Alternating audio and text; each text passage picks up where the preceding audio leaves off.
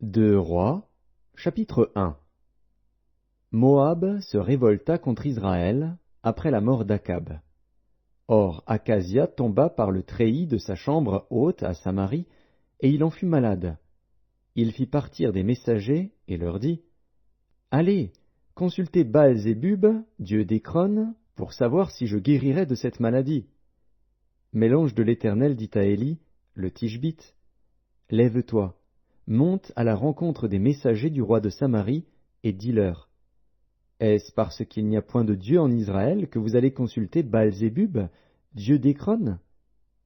C'est pourquoi ainsi parle l'Éternel: Tu ne descendras pas du lit sur lequel tu es monté, car tu mourras.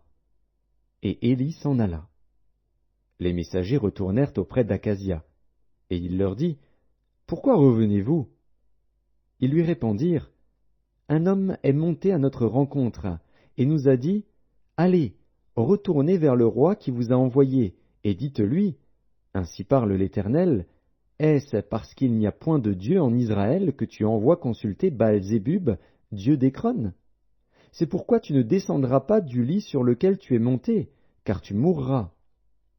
Akazia leur dit: Quel air avait l'homme qui est monté à votre rencontre et qui vous a dit ces paroles?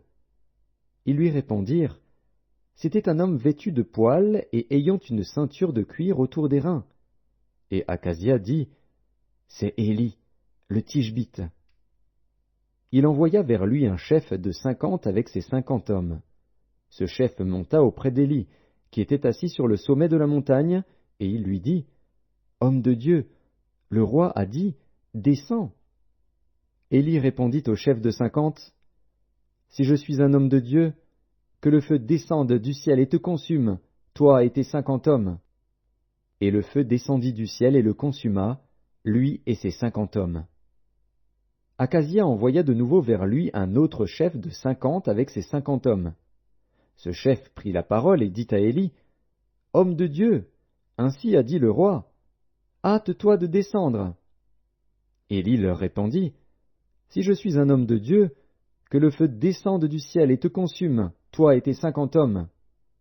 Et le feu de Dieu descendit du ciel et le consuma, lui et ses 50 hommes.